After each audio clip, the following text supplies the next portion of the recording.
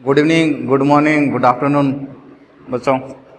AC चल रहा था अपने, और एसी सर्किट में अपने कॉम्बिनेशन ऑफ सर्किट पढ़ लिया था, जिसमें एल और आर का कॉम्बिनेशन पढ़ा, आर और सी का कॉम्बिनेशन पढ़ा, सी और एल का कॉम्बिनेशन पढ़ा। ठीक है, आज जो सर्किट अपन पढ़ने जा रहे हैं उसमें कंबाइन फॉर्म पढ़ेंगे इनकी। ठीक है, एक साथ पढ़ेंगे आर, एल और सी को, यानी कि प्योर इंडक्टेंस, प्योर कैपेसिटेंस और प्योर रेजिस्टेंस जो है इसकी स्टडी करेंगे। तो लिखो बच्चों इसमें L C R circuit, L C R circuit. तो एल सी आर सर्किट के बारे में देखते हैं अपन। ये एक आपको प्योर इंडक्टेंस गिवन है, ये प्योर रेजिस्टेंस गिवन है, और ये एक प्योर कैपेसिटेंस गिवन है। एसी सोर्स से बच्चों ये कनेक्टेड है। ये आपके पास में सी, ये हो गया रेजिस्टेंस आर, और बच्चों ये हो गया एल इंडक्टेंस। वोल्टेज ड्रॉप जो इन पर हो रहा है उसको रिप्रेजेंट कर देता हूं मैं। इस पर जो वोल्टेज ड्रॉप हो रहा है सी पर, भाई वी वोल्ट की बैटरी लगाई आपने। ठीक है, ऐसी है बैटरी भी नहीं, सॉरी ऐसी है। तो मान लो वी वोल्टेज जो है वो इन पर आ रहा है, तो इस पर जो ड्रॉप हो रहा है वो तो हो रहा है वी एल। जो एल यानी कि इंडक्टेंस पर जो वोल्टेज ड्रॉप हो रहा है, पोटेंशियल ड्रॉप हो रहा है वी एल, आर पर हो रहा है वो है बच्चों वी आर, सी पर जो हो रहा है वो कितना हो गया वी सी। ये आपकी करंट फ्लो हो रही है ऐसे, ये करंट फ्लो हो रही है ऐसे। ठीक है, तो ये आपके पास में आ जाएगा I not sine omega T. ये करंट की इक्वेशन है। ठीक है, आपके पास में किसकी इक्वेशन है? करंट की। अब अपन क्या करते हैं, इस करंट की इक्वेशन से ठीक है ग्राफ को ड्रॉ करते हैं, फेजर डायग्राम बनाते हैं इसका। तो देखो, अगर मैं फेजर डायग्राम बनाऊं तो फेजर डायग्राम आप अच्छी तरह से सीख चुके हो। सबसे पहले किसका डायग्राम बनाओगे? आई का। अब आप ये देखो आर को पकड़ो पहले। तो ये देखो प्योर आर में बच्चों मैंने आपको बताया था कि प्योर आर जो होता है, प्योर रेजिस्टेंस जो होता है, उसमें करंट और वोल्टेज के बीच में फेज डिफरेंस कितना होता है? 0 होता है। तो ये करंट है, ये आपके पास में क्या है? वोल्टेज ड्रॉप है रेजिस्टेंस के अंदर। ठीक है, उसके बाद में एल को पकड़ लो या सी को पकड़ लो। एल की अगर मैं बात करूं, प्योर इंडक्टेंस की अगर एल की मैं बात करूं, तो प्योर इंडक्टेंस में बच्चों क्या होता है, जो करंट जो होती है वो 90 डिग्री पीछे चलती है, यानी कि वोल्टेज 90 आगे चलता है। तो वोल्टेज को बच्चों 90 आगे कर दो, वी एल। पीक वैल्यू ले रहा हूं मैं, ये हो गया रेजिस्टेंस में पीक वोल्टेज, ये एल में पीक वोल्टेज। और उसके बाद में सी की मैं बात करूं तो सी में बच्चों वोल्टेज 90 पीछे होता है, तो ये 90 पीछे हो जाएगा, ये हो जाएगा बच्चों आपके पास में वी सी। ऐसा डायग्राम बनेगा ये। अब अपन क्या करेंगे, इसके अंदर स्पेशल केस ले लेंगे, तो भाई कौन सा लाट देना है, कौन सा मोड देना है। तो पहला केस मैं लेता हूं उसमें। ठीक है, फर्स्ट केस में बच्चों मैं ये मान के चल रहा हूं इसमें। ठीक है, और सी के साथ हम देखो डायग्राम बनाओगे। फर्स्ट केस से पहले की अगर मैं बात करूं, अगर इसको रेजिस्टेंस में कन्वर्ट करूं तो देखो ये आर है, इसका मतलब यहाँ पर रेजिस्टेंस कैसा आएगा? आर आएगा। बढ़िया बात। यहाँ पर एल है, एल में जितना वोल्टेज ड्रॉप हो रहा है तो यहाँ पर इसका रेजिस्टेंस कितना आएगा? X L. एक्स एल क्या होता है? रिएक्टेंस। क्या होता है बच्चों? Inductive reactance. और यहाँ पर सी है तो बच्चों यहाँ पर क्या आएगा? एक्स सी। अब इसमें आप क्या करो, फर्स्ट केस ले लो, और फर्स्ट केस में ये आप एज्यूम करके मान के चलो कि वी एल जो है बच्चों वो ग्रेटर देन है वी सी से।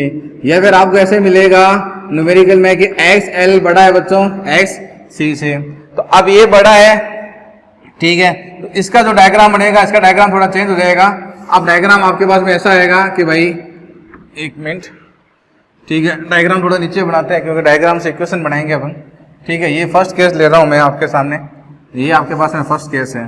ठीक है, तो फर्स्ट केस में मैं ये एज्यूम करके चल रहा हूं, ये कंसीडर करके चल रहा हूं कि आपके पास में, ठीक है, ये आई हो गया, ये वी नॉट आर हो गया, एल बड़ा है बच्चों। एल क्या है? बड़ा है, तो एल को बड़ा कर दो, V naught L. L V naught L बड़ा है, और वी एक्स बच्चों क्या है? छोटा है। तो देखो ये जो बड़ा है इसमें एरो का लेंथ मैंने बड़ा कर दिया। लेंथ ऑफ एरो क्या बताती है? मैग्नीट्यूड बताती है फिजिकल क्वांटिटी की। अब इसका इक्विवेलेंट जो डायग्राम बनेगा, इसका इक्विवेलेंट डायग्राम ये बनेगा, ये आपके पास में हो जाएगा आई, ये आपके पास में हो जाएगा वी नॉट आर, और बच्चों ये आपके पास में क्या हो जाएगा? V naught L minus V naught सी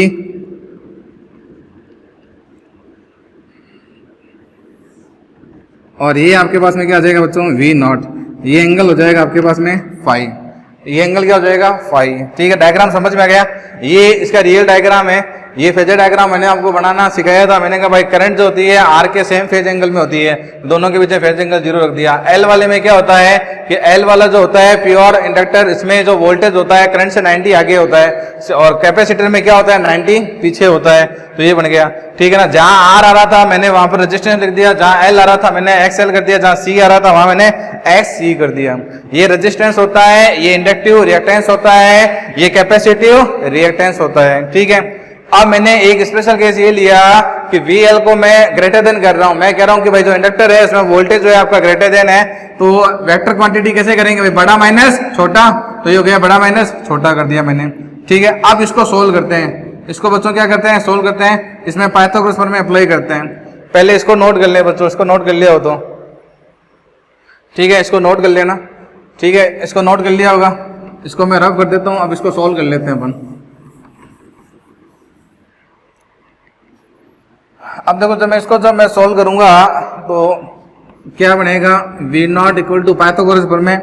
ठीक है, इसमें अप्लाई कर दो पाइथागोरस प्रमेय। वी नॉट आर का square plus V naught L minus V naught C का स्क्वायर। ठीक है, ये हो जाएगा वी नॉट का स्क्वायर। ये क्या हो जाएगा बच्चों आपके पास में आई नॉट आर का स्क्वायर। ये हो जाएगा आई नॉट एक्स एल और ये आपके पास में हो जाएगा आई नॉट एक्स सी का स्क्वायर। ये हो जाएगा वी नॉट एल। यहाँ पर आई नॉट बच्चों कॉमन आ जाएगा। देखो आई नॉट इसमें आ रहा है, कॉमन आ जाएगा, बाहर हो जाएगा। ये अंदर क्या बचेगा आपके पास में, इसमें अंदर बचेगा आर का square X L minus X C का स्क्वायर। ठीक है, फाइनल जो बनेगा वी नॉट स्क्वायर हटा दो, रूट लगा दो, आई नॉट ये हो जाएगा आपके पास में रूट में आर स्क्वायर। ठीक है, और x L minus X C का होल स्क्वायर। ठीक है, इसको बच्चों मैं क्या लिख सकता हूं, आई नॉट जेड लिख सकता हूं कि नहीं लिख सकता हूं, उसको मैं इसको मैंने लिख दिया आई नॉट जेड। ठीक है, यानी कि यहां पर आपके पास में जो जेड आएगा बच्चों वो आ जाएगा आर नॉट का square plus X L minus X C का स्क्वायर, इसके साथ में ये रूट। जहां जेड क्या होता है बच्चों, जेड होता है अपने पास में इम्पीडेंस। इम्पीडेंस होता है जेड अपने पास में। ठीक है, और इसको शॉर्टकट तरीके से भी मैं बताऊंगा कैसे निकालेंगे।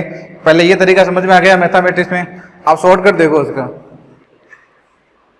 नोट कर लिया बच्चों इसको।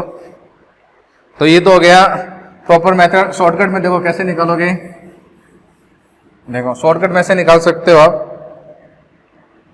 भाई। ये तो होगा आर आपके पास में, इसका जो डायग्राम बनेगा डायग्राम इसका ऐसा था। देखो मैंने कहा था ये आर है, ठीक है, ये एक्स है और बच्चों ये क्या है, सी है।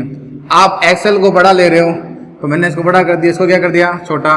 तो ये बड़ा है, एरो बड़ी है, एरो की लेंथ बड़ी है, तो इसका देखो ये डायग्राम बनेगा। ये हो जाएगा आर, ये हो जाएगा X L minus X C dash dash dash dash. ठीक है, ये आपके पास में क्या आ जाएगा, जेड। ये एंगल आ जाएगा फाई। आप देख लो पाइथागोरस पर मैं अप्लाई कर दूं। अब इसमें जब बच्चों आप पाइथागोरस पर मैं अप्लाई करोगे तो देखो जेड स्क्वायर इक्वल टू क्या आ जाएगा, आर स्क्वायर प्लस इसका स्क्वायर। तो पाइथागोरस पर मैं डायरेक्ट अप्लाई करके आप जेड डायरेक्ट फाइंड कर सकते हो। ठीक है, ये एंगल हो जाएगा फाई। ठीक है, अब इक्वेशन अगर मैं लिखना चाहूं, देखो करंट की इक्वेशन गिवन है, वोल्टेज की इक्वेशन लिखो, V equal to V is the function of time. पहले आती है पीक वैल्यू। अब वोल्टेज देखो बच्चों, वोल्टेज जो है आपका पोटेंशियल डिफरेंस जो है करंट से फाई आगे चल रहा है। करंट से कितना आगे चल रहा है, फाई आगे चल रहा है। तो ये हो जाएगा V naught sine omega T plus phi. ये इसका VT रिलेशन आ जाएगा, ये इसका VT रिलेशन हो गया। ठीक है, नोट कर रहे हैं बच्चों, ये VT रिलेशन, फाई आगे चल रहा है। तो आई का जो एंगल आपको गिवन है, करंट का फेज एंगल जो भी आपको गिवन है उसमें आप ऐड कर देना क्या, फाई। ठीक है, अब सेकंड केस लेते हैं अपन। ये केस लिख लिया, तो नोट कर लिया बच्चों। ये सेकंड केस देखो इसका।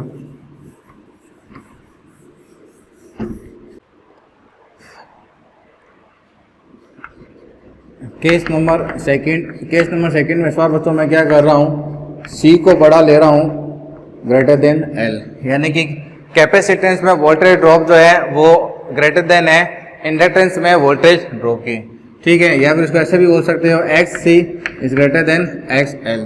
तो इस बार अपन क्या करेंगे, डायग्राम जब आप बनाओगे तो ये तो हो जाएगा आपके पास में करंट, अब बच्चों ये हो जाएगा वी नॉट आर, ये हो जाएगा वी नॉट एल, ठीक है। और बड़ा कौन सा है, सी वाला बड़ा है, तो सी की देखो लेंथ मैंने थोड़ी ज़्यादा कर दी, इसकी लेंथ थोड़ी सी कम कर दो, लेंथ जो होती है वो एरो को बताती है। तो ये तो हो गया एल में ड्रॉप और ये हो गया सी में ड्रॉप, तो ये हो जाएगा ड्रॉप इन सी। और इसका इक्विवेलेंट जब मैं बनाऊंगा तो इसका इक्विवेलेंट बच्चों देखो ऐसा आएगा, ये आपके पास में हो जाएगी करंट, ये हो जाएगा आर में वोल्टेज ड्रॉप, और ये क्या हो जाएगा बच्चों V C minus V L, V C minus V L, बड़ा माइनस छोटा। भाई ये बड़ा है वोल्टेज और ये छोटा है, तो बड़ा माइनस छोटा करेंगे। और ये समझ में आ गया ये क्यों करेंगे, क्योंकि भाई वेक्टर क्वांटिटी आप वेक्टर से देखो, ये इस डायरेक्शन में है, ये इस डायरेक्शन में है, तो इसका नेट किधर आएगा, वेक्टर आपने पढ़ा है, हालांकि वोल्टेज वेक्टर क्वांटिटी नहीं होती है, ठीक है ना, लेकिन ये बड़ा है और ये छोटा है, तो बड़ा माइनस छोटा, ठीक है। अब इन दोनों का रिजल्टेंट जो है आर और इसका जो रिजल्टेंट आपके पास में आएगा, ये रिजल्टेंट आपके पास में क्या बन जाएगा वी नॉट, ये एंगल कितना हो जाएगा फाई। लगाओ बच्चों पाइथागोरस प्रमेय, इसमें पाइथागोरस प्रमेय लगा दो इस वाले डायग्राम में। इसमें जब मैं पाइथागोरस प्रमेय लगाऊंगा तो वी नॉट का square equal to V R का square plus V C minus V L का स्क्वायर, ठीक है। तो ये हो जाएगा वी नॉट, ये हो जाएगा आपके पास में आई नॉट आर का स्क्वायर प्लस ये हो जाएगा I naught X C minus I naught X L का स्क्वायर। कुछ कॉमन आ रहा है, आई नॉट कॉमन ले लो, तो आई नॉट कॉमन लूंगा, फिर रूट करोगे तो ये आएगा root R square plus X C minus X L का स्क्वायर, ये रूट, और ये किसको बता रहा है जेड को, तो V naught equal to I naught Z, जहां पर जेड बच्चों क्या है इंपीडेंस, और जेड का फॉर्मूला क्या बन गया R square plus X C minus X L का होल स्क्वायर। ये सेम फॉर्मूला है वहां पर जो केस फर्स्ट था उसमें एक्सएल माइनस एक्स सी था, यहां पर क्या है x C minus X L, ठीक है। और शॉर्टकट मारोगे देखो कैसे मारोगे, शॉर्टकट में देखो एक्स सी बड़ा है तो क्या डायग्राम ऐसे बनाओगे, देखो ये बन गया आर, ठीक है, ये बन गया एक्स एल और ये बच्चों बन गया एक्स सी। अब ये बड़ा है तो बड़ा माइनस छोटा, तो बड़ा माइनस छोटा करूंगा, डायग्राम ऐसे आएगा आपके पास में, ये हो गया आर और ये हो गया बच्चों x C minus X L,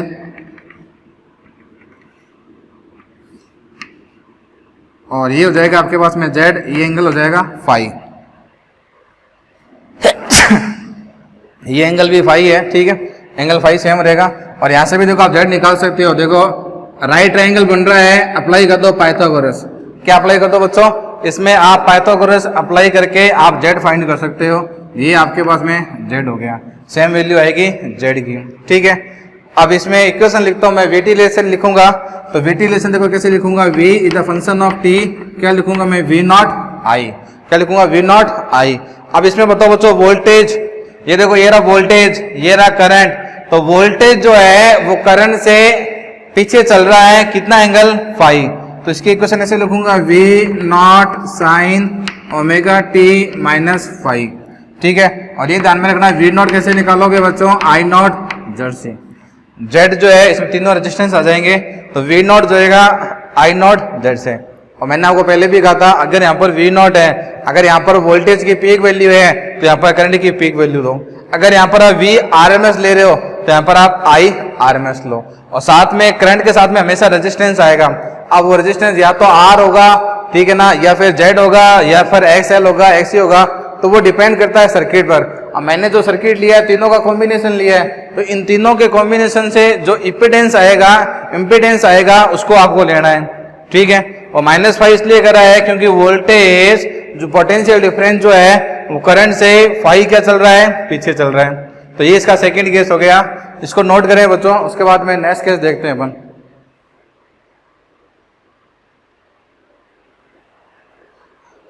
कर लिया बच्चों नोट। ठीक है, फाई की देखो वैल्यू निकाल सकते हो। फाई की अगर वैल्यू आपको पूछे, फेज एंगल पूछे, तो फेज एंगल कैसे निकाल लोगे? tan फाई, फेज एंगल वहां से निकाल लो। फेज एंगल आपके पास में आएगा X C minus X L upon R. ठीक है, तो ये करंट की इक्वेशन आपको गिवन रहा है और मैंने वोल्टेज की इक्वेशन निकाल दी। V लिखा है, T लिखा है, यानी कि V जो है किसका फंक्शन है? टाइम का फंक्शन है आपके पास में। अब लास्ट केस लेते हैं, इसका थर्ड केस लिख लिया बच्चों ये। अब इसका थर्ड केस देखो, ये थर्ड केस में मैं ये लेता हूं VL is greater then VC। ठीक है, इसको मैं यूं भी ले सकता हूं XL is greater then XC। और जब ये दोनों बराबर होंगे तो इसको बच्चों बोलते हैं रेजोनेंस, रेजोनेंस बोलते हैं। इस पर अलग से लेक्चर बनाएंगे, उसमें देखेंगे रेजोनेंस क्या होता है पूरा। फिलहाल अगर दोनों के reactance, inductive reactance and capacitive reactance, अगर both are equal to each other, तो ऐसे स्टेज को बच्चों अपन क्या बोलते हैं? रेजोनेंस बोलते हैं। अब इसमें देखो कैसे बनेगा। इसमें देखो आपके पास में भाई ये तो करंट है और ये है आर का वोल्टेज, और ये आपके पास में क्या हो गया? VL, ये आपके पास में क्या हो गया? VC। L और C दोनों इक्वल है, तो देखो मैंने वेक्टर की लेंथ इक्वल रखी है। अब ये दोनों इक्वल है तो ये दोनों एक दूसरे को कैंसिल कर देंगे। देखो L और C में वोल्टेज इक्वल है तो दोनों एक दूसरे से कैंसिल कर देगी। ठीक है, और ये करंट और ये R। ठीक है, यानी कि करंट जो है वोल्टेज का साथ सेम फेज एंगल में है। ठीक है, ये दोनों एक दूसरे को क्या कर दिया? कैंसिल कर दिया। ठीक है, फाई कितना आया? 0 आया। इसमें फाई 0 है, ध्यान रखना फाई 0 है, फाई की कोई वैल्यू नहीं है। ठीक है, इसको नोट करें बच्चों। इक्वेशन लिख सकते हो VT की। VT की इक्वेशन देखो कैसे लिखूंगा? VT V not. ठीक है, अब देखो करंट और वोल्टेज में देखो सेम फेज एंगल है, तो ये हो जाएगा V naught sine omega T। ये इसका VT रिलेशन आ जाएगा। ठीक है, ये इसका क्या आ जाएगा? VT relation. अब इसमें ये ध्यान में रखना कि Z जो है आपके पास में, Z किसके इक्वल हो गया? R के, और पीक वैल्यू जो है वो हो गई ये। भाई Z का जो फॉर्मूला है था ना पिछले केस में, Z का फॉर्मूला देखो ये था। फर्स्ट केस ले लो चाहे सेकेंड केस ले लो, R square XL minus XC का स्क्वायर, या इन दोनों का डिफरेंस कर दो। अगर मैं फर्स्ट केस और सेकेंड केस की बात करता हूं साथ में, तो Z का फॉर्मूला ये था, देखो Z इक्वल टू, ठीक है, root R square plus XL minus XC का डिफरेंस। लेकिन इसमें बच्चों मैं XL और XC दोनों इक्वल ले रहा हूं। जब ये दोनों इक्वल है तो ये वाली टर्म कितनी हो जाएगी? 0। ये वाली जो टर्म है कितनी हो जाएगी? 0। और Z किसके इक्वल हो जाएगा बच्चों? R के। यानी कि रेजोनेंस की कंडीशन में ध्यान में रखना Z R के इक्वल होगा। ठीक है, और पीक वैल्यू फिर कौन सी होगी? पीक वैल्यू वही होगी कौन सी? जो R पर पीक वैल्यू है, वो जो पीक वैल्यू है ये हो जाएगी V नॉट R। ठीक है, इसको नोट करें। और रेजोनेंस में ध्यान में रखना करंट और वोल्टेज के बीच में कोई भी फेज डिफरेंस नहीं होता है। लिखो, उसके बाद में इसके न्यूमेरिकल करते हैं। तो ये हमारे पास में जो सर्किट हुआ है, एक कंबाइन सर्किट हो गया LCR। ठीक है, इंडक्टेंस, रेजिस्टेंस एंड कैपेसिटेंस। इसको नोट करें, फिर इसके न्यूमेरिकल करते हैं बच्चों।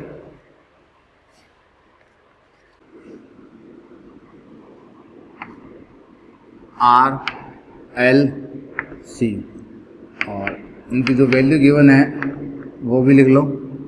और यहाँ पर करंट आपको गिवन है ये, और करंट जो बच्चों आपको गिवन है इसमें 10 T।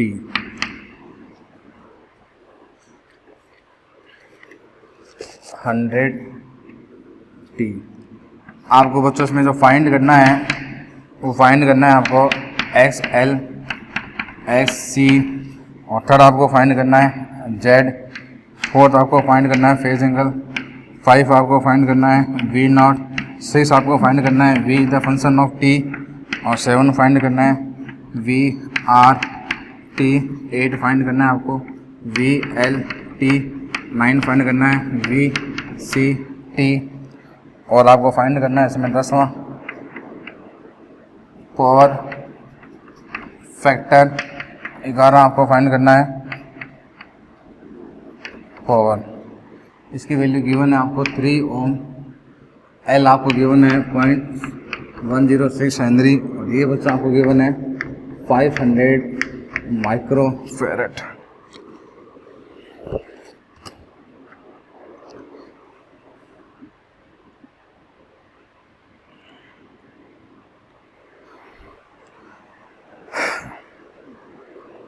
देखो बच्चों क्वेश्चन गिवन है आपको एक LCR सर्किट गिवन है और इस LCR सर्किट में एक तो रेजिस्टेंस गिवन है 3 ओम, एक L गिवन है आपको 0.16 हेनरी, एक C गिवन है आपको 500 माइक्रोफेरेड। ठीक है, AC गिवन है आपके पास में I 10 sin 100t। ठीक है, अब इसमें फाइंड क्या करना है आपको, एक्सेल फाइंड करना है, inductive reactance XC, capacitive reactance Z, impedance phi, phase angle. Phi क्या हो गया बच्चों, फेज एंगल। V0 पूरे सर्किट में जो वोल्टेज की पीक वैल्यू है वो, पूरे सर्किट में V फाइंड करना है T की फॉर्मेट में, यानी कि आपको इंस्टेंटेनियस V फाइंड करना है, यानी कि VT इक्वेशन फाइंड करनी है आपको। VRT का मतलब ये जो रेजिस्टेंस है इसका VT रिलेशन, VL का मतलब ये जो इंडक्टेंस है इसमें जो वोल्टेज ड्रॉप होगा उसका VT रिलेशन, VC का मतलब है ये जो कैपेसिटर है इसमें जो वोल्टेज ड्रॉप होगा उसका VT relation. Power factor find करना है cos फाई R/Z और पावर फाइंड करनी है और कुछ नहीं कह रहा है, इसका मतलब बच्चों आपको कौन सी पावर फाइंड करनी है, एवरेज पावर फाइंड करनी है। कौन सी फाइंड करनी है, एवरेज। आप देखो 1 बाय 1 फाइंड करता हूं मैं। सबसे पहले फाइंड करते हैं अपन XL, तो XL का फॉर्मूला बच्चों क्या होता है, ओमेगा L। ठीक है, XL ओमेगा कौन सा होगा, जो T के साथ में होगा वो ओमेगा होगा, तो ओमेगा हो गया 100 और L आपको गिवन है 0.6, तो बच्चों ये आपके पास में आ जाएगा 60 ओम। पहला आंसर आ गया। ठीक है, अब दूसरा देखो XC, तो बच्चों XC जो होता है उसका फॉर्मूला होता है 1/ओमेगा C। ठीक है, 1 ओमेगा कितना है, T के साथ में जो होता है वो ओमेगा, ध्यान रखना स्मॉल t के साथ में जो भी होगा, ठीक ना, ट्रिग्नोमेट्रिक फंक्शन में T के साथ में जो भी होगा वो ओमेगा होगा, तो ओमेगा कितना हो गया 100। और बच्चों C कितना है, C ये रहा C है 500 माइक्रोफेरेड, माइक्रो का मतलब 10 की पावर 6। तो देखो ये 4, ये 2 2 4, ये 0 हो गया, 00 चला गया ऊपर, तो ये कितना हो जाएगा 20 ओम, 20 ओम। तो ये सेकंड आंसर भी फाइंड हो गया। अब देखो ध्यान से देखो, Z फाइंड करना है, तो देखो बच्चों Z कैसे फाइंड करूंगा।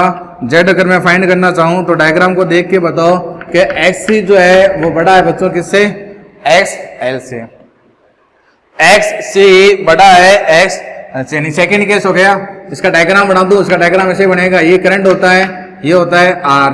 ठीक है, और यहाँ पर जो आपके पास में ये आएगा, ये बच्चों क्या हो जाएगा आपके पास में XC minus XL dot dot dot dot. ठीक है, और ये हो जाएगा आपके पास में ये। ठीक है, तो ये हो जाएगा आपके पास में Z हो जाएगा और ये एंगल हो जाएगा फाई। तो Z फाइंड कर लेता हूं बच्चों, पाइथागोरस प्रमेय से। देखो कैसे फाइंड करेंगे, पहले R की वैल्यू रखो, R की वैल्यू कितनी है 3 है, R की वैल्यू कितनी है 3, XC माइनस X, तो कहाँ गया बच्चों XC, तो ये हो जाएगा 20 माइनस 16 कितना हो जाएगा 4 ओम, कितना हो जाएगा 4 ओम। तो इसमें कोई डाउट नहीं है, ये 4 है, इसका मतलब ये भी 4 ओम है, ये 3 है, ये 4 है, तो बच्चों Z कितना हो जाएगा 5। भाई पाइथागोरस पर मैं अप्लाई कर दो, ये 3 ये 4, तो कितना हो जाएगा 5। फेमस ट्राइंगल बन रहा है, तो बच्चों फाई कितना आ जाएगा आपके पास में 53, कितना आ जाएगा 53। ठीक है, फाई निकालोगे ना भाई, ट्राइंगल पता है ना, जब ये 4 होता है तो ये वाला एंगल कितना होता है 53। ठीक है, तो इस ट्राइंगल को दिमाग में सेट रखो। अगर आपको ट्राइंगल आ गया ना बनाना कि भाई करंट के साथ में R आएगा, क्योंकि प्योर रेजिस्टेंस में करंट और वोल्टेज के बीच में 0 फेज एंगल होता है R वाले केस में, और XC बड़ा है तो सेकेंड केस बन गया। तो देखो ये 4 है, तो ये 4, इसका मतलब ये भी 4 है, ये 4, तो ये 3, तो ये 3 4, राइट एंगल अप्लाई करा मैंने, 9 + 16 25 का रूट कितना हो गया 5, तो Z कितना आ गया 5। Z की यूनिट क्या होगी ओम, इन सब की यूनिट ओम ही होती है। फाई निकालना है भाई, ये 4 है तो ये एंगल कितना होगा 53, ठीक है ना। फाई मैंने कैसे निकाला, tan फाई से निकाला, tan phi X C minus X L upon R से, ठीक है। तो मेरा z निकल गया और मेरा फाई निकल गया। अब मेरे को v नॉट निकालना है। अब मेरे को क्या निकालना है बच्चों, v नॉट, ठीक है।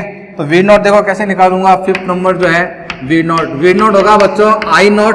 तो v नॉट ले रहे हो तो यहाँ पर i नॉट लो, रेजिस्टेंस कितना आएगा z, क्योंकि 3 रेजिस्टेंस है अपने पास में, ये भी एक टाइप का रेजिस्टेंस है, ये है रेजिस्टेंस ही, लेकिन इसको नाम क्या दिया XL, ठीक है। इसको क्या नाम दिया XC, capacitive reactance, inductive reactance, तीनों का मिला के जो कॉम्बिनेशन बना वो Z बना। तो अब आपके पास में है V नॉट, I नॉट कौन सा होगा भाई, ट्रिग्नोमेट्री के साथ में जो ये है ना, ये I नॉट है आपका, ये 10 हो गया, ठीक है। और Z कितना है 5, तो बच्चों कितना हो जाएगा 50 वोल्ट, कितना हो जाएगा 50 वोल्ट। तो ये 5th नंबर हो गया। अब 6th नंबर देखो, VT रिलेशन, 6th नंबर निकालूंगा बच्चों मैं VT, तो कैसे निकलेगा देखो, V नॉट, ठीक है, साइन। अब इस डायग्राम को देख करके मैं डायग्राम बनाना चाहूं भाई, इसको देख करके मैं डायग्राम बनाऊंगा तो डायग्राम मेरा ऐसे ही बनेगा, ठीक है। आप ये देखो, ठीक है, ये करंट हो गई और ये V नॉट R हो गया, dash dash dash dash dash, ये यहाँ पर बड़ा कौन होगा भाई, C बड़ा है ना, इसका मतलब VC बड़ा होगा किससे, VL से, ठीक है। तो ये हो जाएगा VC माइनस VL, ठीक है। और ये तो ये एंगल हो जाएगा फाई और ये हो जाएगा V नॉट। अब इस डायग्राम को देखकर ये बताओ कि वोल्टेज जो है करंट से फाई पीछे चल रही है कि नहीं चल रही है, बिल्कुल चल रही है साहब। कितनी पीछे चल रही है, फाई पीछे चल रही है, कितनी पीछे चल रही है, फाई। तो इक्वेशन जो आएगा 100t है क्या, एक मिनट, 100t है बच्चों ये, ठीक है। तो इस डायग्राम को पकड़ के रखो बस, ये वाला जो डायग्राम है इसको पकड़ के रखना, ये सारा खेल आपके सामने क्लियर कर देगा। ये डायग्राम कैसे आया पता है ना, या पूरा बताऊं ये डायग्राम कैसे आया। देखो ये डायग्राम ऐसे आया रियल के अंदर डायग्राम ऐसे आया भाई, यहाँ पर आपके पास में थी करंट और यहाँ पर था आर का वोल्टेज, ठीक है। करंट और प्योर रेजिस्टेंस में दोनों के बीच में फेज एंगल 0 होता है, ठीक है। यहाँ पर था आपके पास में V नॉट L, बड़ा कौन था VC, और ये आपके पास में था बच्चों VC, तो VC बड़ा था, इसमें रिलेट कर दिया। तो मेन डायग्राम ये होता है, इससे फिर मैंने ये बना दिया, ठीक है। या फिर इसको पकड़ के रखो आप। सेकंड केस है ये, दाना कौन सा केस है ये, सेकंड केस। अब आप ये देखो कि V नॉट साइन 100t, अब V नॉट देखो I के साथ में कितना पीछे है बच्चों, 5 माइनस 5, तो ये हो जाएगा VT, V नॉट कितना है बच्चों 50, कितना है 50, बहुत बढ़िया, कितना है 50। और ये हो जाएगा साइन नॉट, ये हो जाएगा 100t माइनस 53। तो ये जो है आपके पास में कौन सा रिलेशन आ जाएगा, VT रिलेशन आ जाएगा। कौन सा रिलेशन आ जाएगा, VT आ जाएगा, ठीक है। अब मैं क्या करता हूं, मेरे को देखो अब R के अंदर, R जो है ये वाला R, इसका मेरे को VRT निकालना है, इसका VT रिलेशन।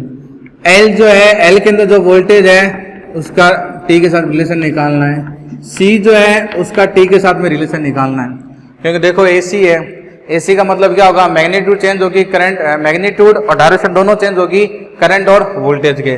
तो यहाँ देखो ये करंट है, ये करंट टाइम का फंक्शन है भैया, टाइम कभी कांस्टेंट नहीं होता है, टाइम चेंज होता है। टाइम चेंज होगा तो क्या चेंज होगी, करंट चेंज होगी, और करंट चेंज होगी तो वोल्टेज चेंज होगा कि नहीं होगा, वोल्टेज चेंज होगा। तो आपको VT रिलेशन निकालना है R के लिए, L के लिए और C के लिए। अब वो निकालना है तो आपको देखो पीक वैल्यू की जरूरत पड़ेगी, तो मैं पीक वैल्यू निकाल लेता हूं उनके सारों की। तो देखो R के अंदर पीक वोल्टेज, L के अंदर पीक वोल्टेज और C के अंदर पीक वोल्टेज। तो R के अंदर जब पीक वोल्टेज निकालूंगा तो ये आएगा, ये L के अंदर पीक वोल्टेज निकालूंगा तो XL, C के अंदर पीक वोल्टेज निकालूंगा तो ये हो जाएगा बच्चों XC। पीक करंट कितनी है बच्चों, 10, कितनी है 10। R कितना हो गया 3, तो ये कितना आ जाएगा बच्चों 30, कितना I not X L, I not कितना 10। बच्चों एक्स एल कितना है मेरे पास में, एक्स एल देखो 60 है, तो ये कितना हो जाएगा 160 ओम। ठीक है, अब सी के अंदर, सी जो है आपका, सी के अंदर पीक वैल्यू तो वो हो जाएगा आपके पास में 10 इंटू सी कहाँ गया बच्चों, सी एक्स सी 100, तो ये कितना हो जाएगा 200। ये कितना हो जाएगा बच्चों 200 ओम। ये सारों की पीक वैल्यू हो गई, ये सारों की बच्चों क्या होगी पीक वैल्यू। और पीक वैल्यू का अगर मैं रखना चाहूँ, मैंने कहा था देखो पीक वैल्यू रखो आप, तो मैंने यहाँ पर पीक वैल्यू रखी वी नॉट आर कितना आया 30। ठीक है, ये सी माइनस एल, तो ये हो जाएगा 200 माइनस 160, तो बच्चों ये कितना आएगा 40, कितना आएगा 40। अब ये देखो बच्चों ये कितना 30, ये कितना 40, तो वी नॉट कितना आएगा 50। वी नॉट भाई ये आर के अंदर, आर के अंदर जो पीक वैल्यू है, आर के अंदर पीक वैल्यू कितनी है 30, तो V C minus V L कितना है 40, तो ये 30 ये 40, पाइथागोरस पर में अप्लाई करी तो ये कितना आया 50। अब और सर्किट में पीक वैल्यू देख लो 50 आ रही है कि नहीं आ रही है, ये देखो 50 आ रही है ना 50, इसका मतलब आप क्वेश्चन बिल्कुल सही कर रहे हो, आप क्वेश्चन जो है वो बिल्कुल सही कर रहे हो। अब देखो मैं आर जो है इसकी इक्वेशन फाइंड करता हूँ, इसको आपने लिख लिया होगा यहाँ तक, इसको नोट कर लिया बच्चों। ठीक है, इसको अगर आपने नोट कर लिया तो मैं ये वाला मिटा देता हूँ, कुछ वैल्यू जरूरत पड़ेगी तो देख लेंगे। वी आर का टी के साथ में, तो वी आर का मैं निकाल रहा हूँ टी के साथ में, कैसे निकालें देखो पीक वैल्यू साइन। अब ये डायग्राम देखो, देखो बच्चों ध्यान से देखना, करंट को पकड़ के रखो, करंट वेरी इंपॉर्टेंट है, तो आप करंट की जो इक्वेशन है इसको पकड़ के रखो, ये वाली इसको पकड़ के इक्वेशन बनाओ। तो देखो करंट और रेजिस्टेंस में वोल्टेज, इन दोनों के बीच में फेज एंगल कितना है 0 है, कितना है 0। अरे डायग्राम देखो, ये रही करंट, ये रेजिस्टेंस में वोल्टेज ड्रॉप, दोनों के बीच में फेज एंगल कितना है 0। तो कैसे लिखूंगा मैं इसकी कहानी, ऐसे लिखूंगा 100t प्लस 0 है फेज एंगल, तो ये हो जाएगा वी आर टी, आर में पीक वैल्यू कितनी है 30, ये हो जाएगा साइन 100t। ये कौन सा रिलेशन आ गया, ये कौन सा आंसर आ गया अपने पास में 7 नंबर। अब 8 नंबर देखो, 8 नंबर कह रहा है एल का टी के साथ में पीक वैल्यू, एल का टी के साथ में पीक वैल्यू, तो क्या बनेगा एल, ये हो जाएगा टी, पीक वैल्यू रेजिस्टेंस में साइन 100t। करंट को पकड़ के रखो, देखो बच्चों एल जो है इंडक्टेंस में वोल्टेज ड्रॉप, करंट के साथ में, ये करंट है अपने पास में, ये आपके पास में करंट है, तो करंट जो होती है और एल में एंगल कितना है 90, यानी कि वी एल जो है सिर्फ वी एल को ध्यान में दो, वी एल 90 आगे है, इसमें 90 को ऐड कर दो बस, तो ये हो जाएगा V L T, peak value L में कितनी आई बच्चों 160, ये हो जाएगा आपके पास में साइन 100t प्लस 90। ठीक है, ये हो गया, समझ में आ गया, लाइट आ गई, अब कोई दिक्कत नहीं, तो ये तो हो गया वी आर टी, कोई दिक्कत नहीं। ठीक है, तो पहले पीक वैल्यू जरूर निकाल लेना बच्चों। पीक वैल्यू देखो कैसे निकालेंगे, क्योंकि पीक वैल्यू हमेशा काम में आती है। जब आपको वीटी चाहिए तो यहाँ पर देखो वी नोट आएगा पूरे सर्किट का, जब आपको आर के अंदर टाइम का फंक्शन चाहिए तो यहाँ पर आर के लिए पीक वैल्यू आएगी, जब आप एल फाइंड कर रहे हो तो यहाँ के एल के लिए पीक वैल्यू आएगी। सिमिलरली बच्चों जब आप सी फाइंड करोगे फंक्शन ऑफ टी, तो पीक वैल्यू आएगी सी की, ये आएगा साइन 100t। इस बार देखो सी वाला देखो, सी देखो करंट से 90 पीछे है तो माइनस 90 कर देना, क्या कर देना माइनस 90, तो ये हो जाएगा वी सी टी, और सी की वैल्यू देखो कितनी है 200, कितनी है 200 साइन 100t माइनस 90, ये 9 नंबर आपका आंसर हो गया। ठीक है, तो आर का, एल का और सी का टाइम रिलेशन निकाल लिया मैंने।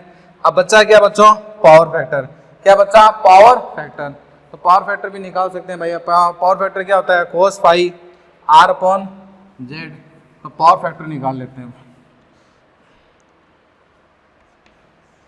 10 नंबर है आपके पास में पावर फैक्टर, तो पावर फैक्टर को बोलते हैं cos phi R upon Z. R कितना आया था अपने पास में 5 आया था, सॉरी आर कितना था 3, आर कितना था 3, ये कितना था 5। भाई वैल्यू मालूम है ना, ये 3 आया था, ये 5, ठीक है 3/5। नेक्स्ट देखो, नेक्स्ट जो अपन को कह रहा है एवरेज पावर। तो एवरेज पावर का जो फॉर्मूला होता है वो होता है IRMS VRMS cos 5/z। IRMS क्या होता है I0/√2, ये V0/√2, ठीक है, और cos 5। तो cos 5 बच्चों क्या हो जाएगा, cos 5 की वैल्यू तो अपन को मालूम है, यहाँ पर cos 5 लिख देते हैं। अब वैल्यू लिखो बच्चों, I0 कितना था 10, V0 कितना आया 50, √2 कितना हो गया 2, और cos 5 कितना हो जाएगा 3/5। कुछ कैंसिल हो रहा है, ये गया ये गया, ठीक है, एक मिनट, ये गया 5 बार, ठीक है, तो ये हो जाएगा 150 वाट। एवरेज पावर जो है आपके पास में, एवरेज पावर कितनी आएगी 150 वाट। तो ये एक बढ़िया क्वेश्चन हो गया जिसमें करंट की इक्वेशन गिवन थी, जिसमें बच्चों करंट की इक्वेशन गिवन थी और वोल्टेज की इक्वेशन निकाली, और सर्किट के लिए, आर के लिए, एल के लिए, सी के लिए।